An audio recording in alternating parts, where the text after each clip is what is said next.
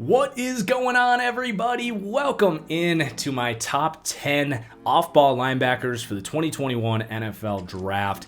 And this is a really cool class. There's some really unique players up at the top of the board here with size, speed, athleticism, you name it. So it's going to be a fun group to break down here. Now, I do want to remind you, if there's any players that you want my thoughts and opinions on that do not make this list, whether it's a linebacker or anybody else, check out my Patreon, where you can get access to my comprehensive draft board. You can get details and analysis on every player in this class, not just the top 10 linebackers. I currently have 33 evaluated and growing, so lots to get there as well. You will get exclusive film breakdowns and team-specific 7-round mock drafts starting up within the next 24 hours. It's the 6th of the month. It's a great time to sign up. If you enjoy my draft content, you will love my Patreon, and you'll support this channel in the process. If any of these videos where I include film get copyrighted, the Patreon really kicks in big. So I appreciate your guys' support. It's the ultimate dual threat. You get exclusive draft content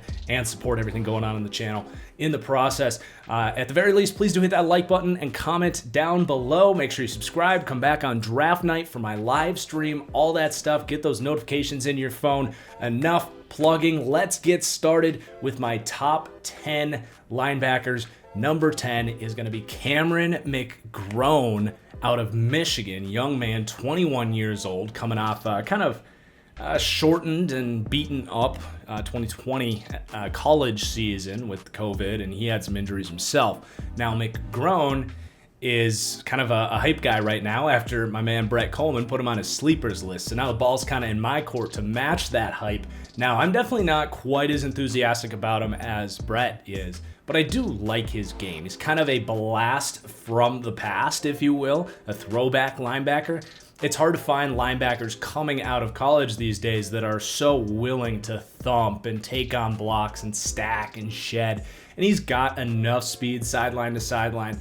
And I really don't have any questions about his ability to enter as a quality run defending, maybe even number 2 linebacker on day one, and continue to develop to the point of being similar to my high comp on him, Avery Williamson, who's known as one of the best run defending linebackers in the league. But just like Avery Williamson, there is a lack of coverage ability, at least evident on his college tape. Now, sometimes these guys just weren't asked to do much in college from a college coverage perspective, and they take more steps to the next level. It's rare, but it can happen.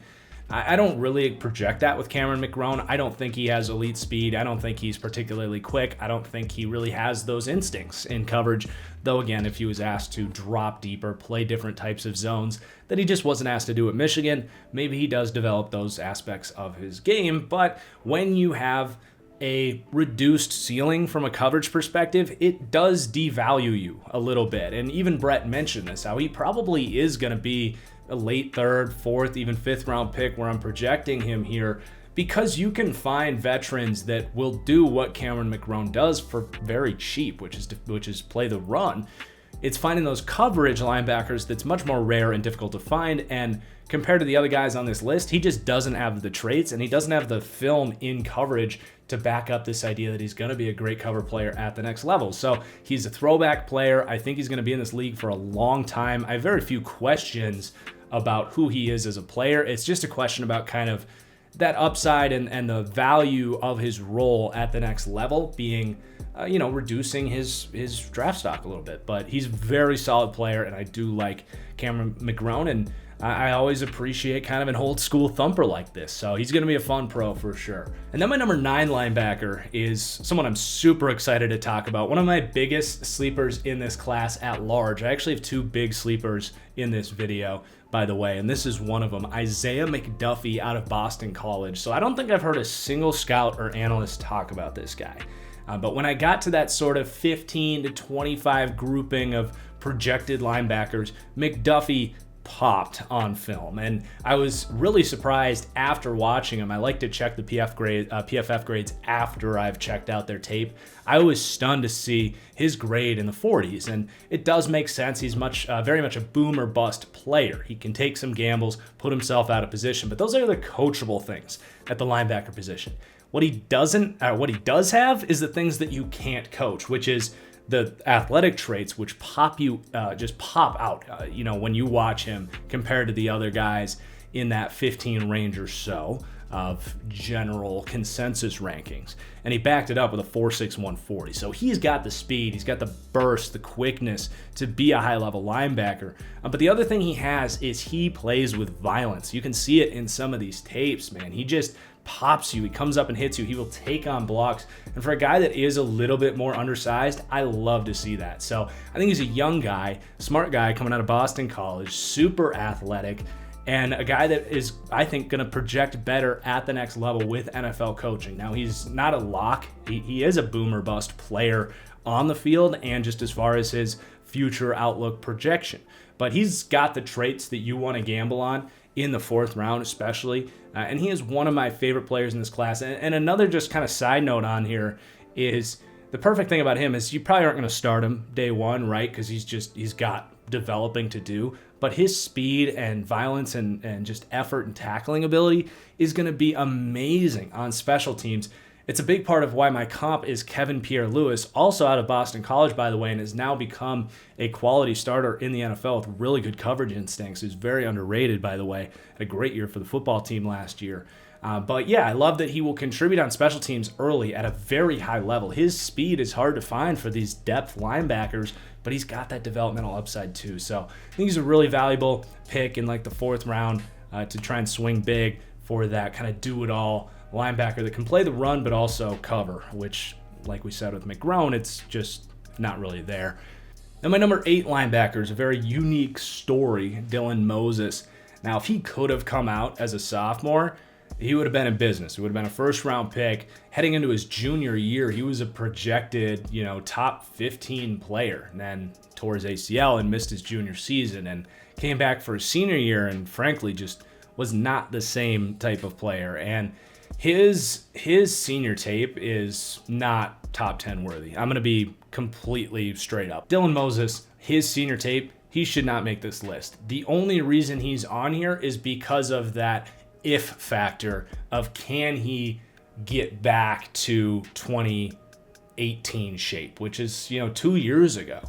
But in 2020 he didn't really do much, and part of it, I will admit, that adds to the possibility that he will be a better player next year in the NFL, is that Alabama's front was so damn good, they always are, that Moses to me almost played like a safe second level kind of cleanup role, whereas he wasn't maybe asked to go and be super aggressive and make a lot of plays. He just kind of existed as a part of this Alabama defense that won the national championship. But it was really hard to find highlights for this guy because he just kind of putzed around and didn't do much all year. And that sounds mean, but it's just honest. Like, his 2020 tape was not good, and you have to understand that if you take him, you just might be getting that guy who, yeah, he's smart, he's a good tackler, he actually has pretty good feel in zone coverage, like route recognition, all that stuff. I know he can be sort of that, field general type, wear the headset, call the defense, but is he going to be a high-level playmaker at the next level? His 2020 tape would tell you no. His 2018 tape before the ACL injury would say yes. And it's rare with modern medicine, but sometimes you get that ACL injury and you just never are the same. So it's scary to say that might be the case with Dylan Moses. The optimist in me wants to say he can get back, but it's a major risk. So I've got him as a fourth round player right now. I think he could easily exceed that if he gets back to his old self, but you also can't just latch onto the past because that was 2 years ago. There's a chance that you draft him and he's just not a good football player. So he's a tough player to make a comp for. I have Todd Davis. That might be more of a worst case scenario, but he could be even worse than Todd Davis at the next level. So definitely a risky player. Dylan Moses, that his stock has plummeted in 2020, unfortunately. Then my number 7 linebacker, sticking in the SEC, is Jabril Cox. A lot of people really like Jabril Cox in this class. I'm kind of indifferent on him, I would say. I see the coverage ability. He's lengthy, like he looks like a safety at times. but that does show up in a pretty severe lack of ability to defend the run. He's very light. He gets moved around very easily by offensive linemen, so I think he is more destined for that weak side linebacker role. Now, I don't want to just talk trash about this guy. I think he's a really good football player. I love his coverage IQ, his coverage instincts. Now, I don't think he is, we're going to talk about some more cover linebackers here shortly, but while I think he might actually have better kind of IQ and zone coverage and kind of the lateral agility to run man coverage than some other guys that we're going to talk about, I don't think he necessarily has those elite athletic traits. I think he is a well above average athlete at the linebacker position. So I compare him to Eric Wilson, who actually just had a really good year for the Minnesota Vikings with Anthony Barr out. Was even kind of getting some Pro Bowl votes there. So he is a very good football player under the radar. And I think Jabril Cox kind of matches up that profile as a guy that's never going to be a great run defender, but someone that's smart and crafty and lengthy in zone coverage that can be a starting caliber kind of number 2 linebacker with really good coverage instincts. And he might be a guy that is a really good complement to, say, a Cameron McGrone, because you could have McGrone be more of the inside linebacker Mike type, and Jabril Cox be more of the deeper zone coverage linebacker. So I like Jabril Cox. I think he's going to have a pretty solid career, and there's definitely a role for him. But there's people that have, second round grade on him, super high upside player. I just don't personally see it, but it could happen. You never know. Then my number 6 linebacker here, and based on the way other people talk about him, it's Nick Bolton here out of Missouri. It's not that I don't think he can be a really good player. I mean, I compare him to Jayon Brown, who's one of my favorite linebackers in the NFL. So it's not that I don't think he can be good. But just really throughout the process, he's kind of been a not my guy. I think he's really athletic. I think he's got a high upside. If the play is in front of him, he is a playmaker. He will fly to the ball. He'll light you up in coverage. I just don't see the kind of play speed necessarily. I don't think he dissects runs all that well. I don't think he's all that physical in the trenches. I think he's going to be a decent run defender. I think he's a little tight if you want to talk about man coverage. His speed is really good, but it's not as good as anyone else above him on this list. So I do have a second round grade on him, and I would happily take him there. I just sent him to Washington in my last mock draft. I think it's a great fit to replace Kevin Pierre-Louis, who is on his way out there. So it's not that I hate Nick Bolton. I just, based on the way other people talk about him, I would probably be taking other linebackers over him. I don't want to call him overrated or overhyped. He's not really my guy compared to the way other people view him. But I could still see him having a really good career. I do think he needs to be coached up and kind of see the game a little faster. But yeah, I'm not trying to trash the guy. I don't really get as excited about Nick Bolton as I do a lot of the other guys on this list. Then at number 5 is Monty Rice, and I mentioned McDuffie being a sleeper. Monty Rice is definitely kind of my guy at this point in time from what I can tell. I love Monty Rice. I think he can be Eric Kendricks at the next level. I really do. And there's a couple reasons I think that. Number one is you just don't see a lot of linebackers, and those that have been around this channel have heard me say this before. You don't see a lot of linebackers when they're in zone coverage cover players and not grass. A lot of guys just kind of drop to a spot, just kind of, look around a little bit and just kind of let everything come to him. Monty Rice, like Eric Kendricks and like some of the top coverage linebackers in this game, they will drop to their spot. They won't give up that initial ground, but they understand that, offenses are designed to take advantage of those linebackers that are just kind of standing there in their zone. Monty Rice will go find someone and cover that dude, and part of that is the Georgia coaching. But another note on the Georgia coaching is they didn't use him as a full-time role. He was kind of a dime linebacker for him. He rotated with other guys. I really think they were holding him back by making him a part of this rotation when he was so clearly the best linebacker on that team. And it was really frustrating watching these Georgia games because I was like, why are they taking Monty Rice off the field so much? But it's not just the coverage ability, which I think is fantastic. And I mean, he covered freaking Jalen Waddle on a deep crosser better than most corners do. And he's got that 4.5 speed in there. It shows on tape. Absolutely. He is lightning fast. He is about as athletic as a Deion Jones. And it's not just that. He will defend the run. He's a good tackler. He's not afraid to take on blocks. He'll do it when he needs to. He is a little bit undersized, but that's kind of the way things are in the NFL these days. So I just came away watching Monty Rice. The more I watched him, even like his worst graded game against Florida, a lot of these highlights are from that Florida game. So even in his worst games, he's still having better impacts on the game than a lot of these linebackers on this list. And I just don't get why a lot of people aren't talking about him. I think he's a lot better than Nick Bolton right away. He might not be quite as strong and like potentially as good of a run defender as Nick Bolton, but at the end of the day, I really like Monty Rice's game. I have a hard time seeing him not being a starting caliber dime linebacker, at least just as he was at Georgia. But I really think he can be a player like Eric Kendricks, who went in the second round and never should have, and turns into one of the better linebackers in the NFL. So he's definitely one of my guys. He might be my guy in this draft right now, Monty Rice out of Georgia. Go check this guy out. And I think a lot of teams are going to regret taking some of the names we just talked about, guys like Jabril Cox and Nick Bolton, over Monty Rice, who I think just projects as a better player in the roles that those guys are projected to play. Then my number 4 linebacker is a high riser, absolutely. And I fall in love with the athletic traits just as much as the next guy. Now, some people have gone as far as putting Jamin Davis in the first round. I'm not quite there yet.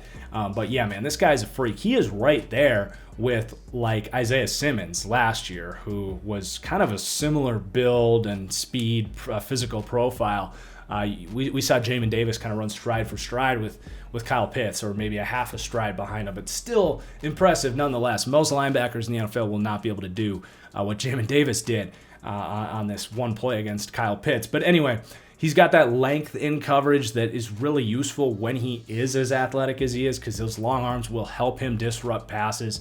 I think it's going to get a lot of pass breakups. And that length also helps him in the trenches. Now, I don't think he is a well-versed run defender. He actually kind of started the year as a sub linebacker until they slowly kind of realized how good this guy was and kind of got him in that full-time role. But he does have a slight lack of ability to kind of dissect runs, play super physically. But I'm not so worried about it. I love Zach. I love Zach Cunningham as the comp. I got to credit Brett Coleman for spotting that identical size, 6'3", 234.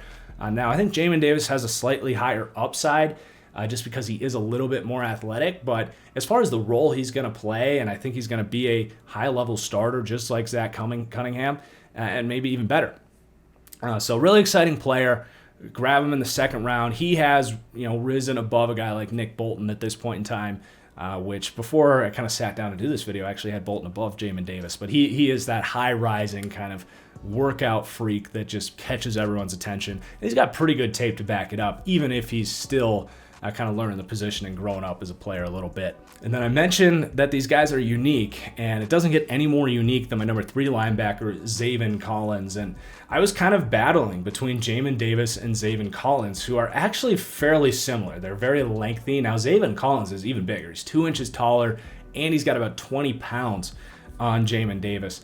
But Zaven Collins is freaky in his own right. He's not as fast as Jamin Davis, but the way he's able to move at now 6'5", 260 pounds. This guy's built like a D end, right? But he moves like some of the better cover linebackers in the NFL. And my comp for him is Anthony Barr with coverage instincts, because Anthony Barr is an almost identical physical comparison for Zaven Collins, who Minnesota kind of infamously converted from D end to off-ball linebacker to kind of use that length and quickness in space. And he just has never developed kind of that football IQ that Zaven Collins showed some of the best coverage instincts, not just in this class, but that I've seen as far as, covering players, not grass. He does that just as well as Monty Rice, if not better, which is super impressive.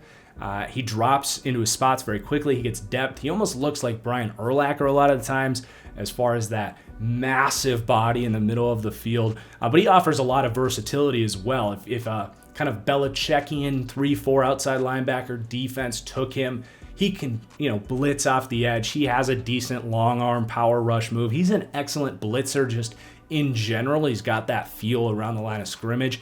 Now, as a natural run defender, He's fine. He's got the size to take on blocks, and he will do it, but he doesn't always play as physical as his size would say. So that is probably the biggest question mark with him, is why is he not this elite thumping linebacker? But overall, Zaven Collins is a super polarizing, unique player that might be a bit of a acquired taste from a schematic point of view because he's such a unique build and maybe even a bit of a tweener, if you will. But you just don't see guys this big, this fast, with the coverage instincts that he has. Like, he really does have a high-level understanding of the passing game, and it shows on film. And then my number 2 linebacker, definitely sticking in the freaks category, with Jeremiah Owusu-Koramoah out of Notre Dame. That might be the first time I've gotten that name correct on this channel. But I kind of jokingly put him at safety. Not even so much jokingly. He was at one point a safety on my board. Now, he weighed in at 220. He is big enough to play weak side linebacker at the next level. But you got to keep in mind, that is not what he played really at Notre Dame. He was kind of that overhang Jamal Adams role at Notre Dame. He's that definitely weak side linebacker in base defense. But when you go nickel, he was very much a slot corner, strong safety type, and that's where he does his best work, is taking advantage of his rare speed, his long arms, and his quickness and coverage instincts. He's one of the best man cover linebackers I've ever seen, but that's because he's really a safety playing linebacker. So you don't take him and play him at middle linebacker and expect him to defend the run. It's just not what he's going to do. But all of that said, his coverage ability is rare and unique, and he is a versatile weapon for your defense. He's the kind of guy that you're going to want to put on tight ends, guys like George Kittle and all these top tight ends and big slots and all that stuff. He is the counterpart, the chess piece to counter a mismatch problem against a great offensive weapon. So he is the type of modern defender that people are looking for, and he made some incredible highlights at Notre Dame. I would maybe argue some of the incredible highlights he made are inflating his stock just a little bit, because you watch this guy's highlight reel, it's like, whoa, he's amazing. You dial up his tape, and there's a lot of plays on his tape where he's getting bodied in the run game. He's missing tackles. He's not a perfect linebacker by any stretch of the imagination. I don't think he's this lock to be a superstar at the next level. We've seen a lot of guys that are these undersized linebackers definitely start slow, and some of them don't ever get there. So I'm not saying that's going to happen with JOK. I just think there is a bit of risk there. I think he's got to go to the right spot where they're going to kind of deploy him in that correct coverage role and not lean too much on him in a run defending role, or put him in a role that's not going to maximize his coverage ability. But overall, he's my number 2 linebacker. He's an obvious stud. He's first round talent. I compare him to Telvin Smith, who very much was a safety as far as his physical build. A little bit lengthier at 6'3", but I think that's the closest comp I could come up with. He actually is very similar to Jamal Adams. I actually have had that at times on his comp list, but it's just not perfect because it's kind of a different position. But JOK, there's the breakdown. Then my number 1 linebacker, no surprise here, Micah Parsons. I mean, he just lit the world on fire with a 4.36 40-yard dash. Now, does he have that, top wide receiver speed on tape? No, probably not. But when it comes to the 40-yard dash, that technique was incredible. He had all year to work on it with the opt-out, and he stunned the world. So good for him. He is incredibly athletic. Whether you want to argue the 4.36 40 being legit or not, it doesn't really matter. We know he's a freak, 6'3", 245. So as far as what he is on the field, he is a nasty kind of trench warfare type. He can do a little bit of edge work and blitzing. He is probably the best blitzing linebacker I've ever seen. He's right there with Devin White, who's absolutely amazing as a blitzer.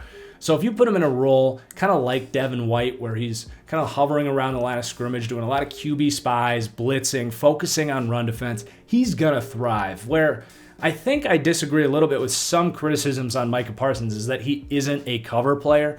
They didn't ask him to be a cover player, but there's flashes when he does drop deep.